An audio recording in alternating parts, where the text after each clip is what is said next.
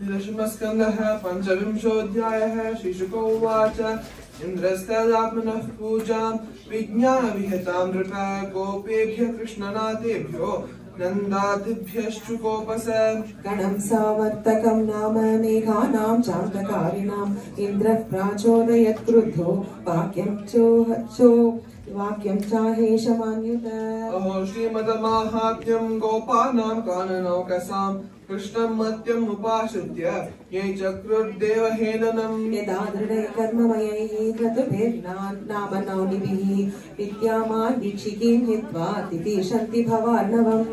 वाचालं बालिशं स्तब्धम् अज्ञं पण्डितमानिनं कृष्णं मत्यम् उपाश्रित्य गोपा मे चक्रुरप्रियम्। येषां श्रियावलिप्तानां कृष्णनाद्यमियात्मनां तुरतः श्रीमदस्तम्भं पशून्नयत संशयम्। हम जैरावतं नागम् आरुह्यानुव्रजे व्रजम् मरुद्गणैर्महावीर्यैः नन्दगोष्ठविजिगांसया। श्रीशुक उवाच इत्थं भगवता ज्ञप्ता मेघा निर्मुक्तबन्धनाः नन्दगोकुलमासारैः पीडयामासुरोजसा।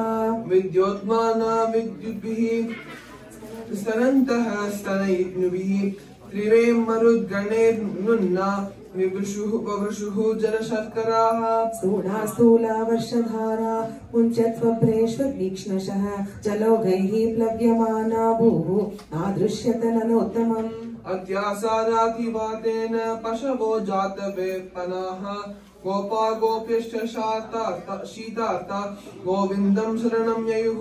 शिरस्सुतांशकायेन प्रच्छाद्यासारपीडिताः पेपमाना भगवतः पादमूलमुपाययुः। कृष्ण कृष्ण महाभाग त्वन्नाथं गोकुलं प्रभो त्रातुमर्हसि देवानः कुपिता भक्तवत्सलः।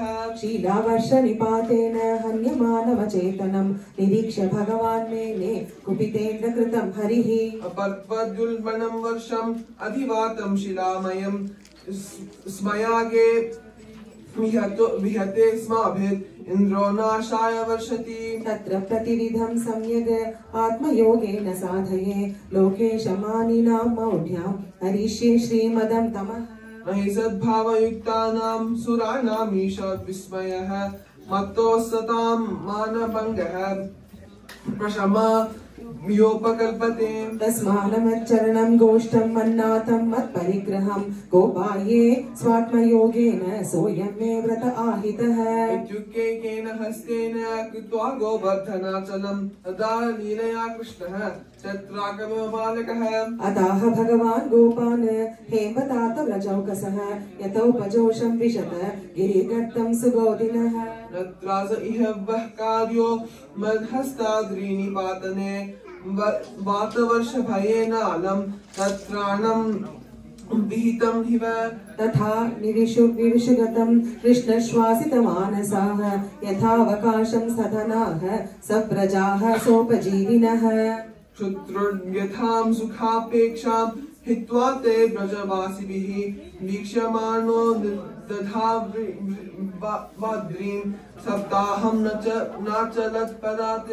कृष्णयोगानुभावं तं निशाम्येन्द्रोऽति विस्मितः निस्तम्भो भ्रष्टसङ्कल्पः स्वान् मेघान् सन्न्यवारयत्। खम्यभ्रम् उदित आदित्यं वातवर्षं च दारुणं निशम्योपरतं गोपान् गोवर्धन नरो ब्रवीत्। निर्यातत्यज तत्रासं गोपासस्त्रीधनार्भकाः उपारतं वातवर्षं युधप्रायाश्च निम्नगाः।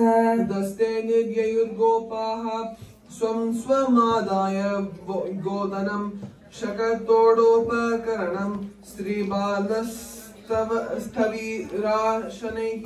भगवानपि तं शैलं स्वस्थाने पूर्ववत् प्रभुः पश्यतां सर्वभूतानां स्थापयामास लीलया।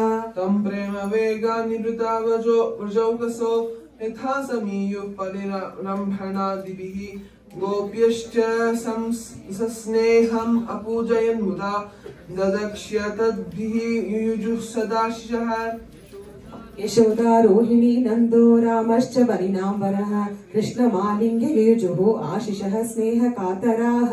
दिवि देवगणाः साध्या सिद्धगन्धर्वचारणाः तुष्टुर्मुमुचुस्तुष्टा पुष्पवर्षाणि पार्थिव शंख दुन्दुभयो नेदुः दिविदेव प्रणोदिताः जगुर्गन्धर्वपतयः तुम्बुरु प्रमुखा नृप ततो अनुरक्ते पशुपे परिश्रितो राजन् स्वगोष्ठं सबलो व्रजत हरिः तथा विधान्यस्य कृतानि गोपिका गायन्त्य ईयुर्मोहिता हृदयस्पृशः इति श्रीमद्भागवते महापुराणे पारमहंस्यां संहितायां दशमस्कन्धे पूर्वार्धे पंचविंशोऽध्यायः।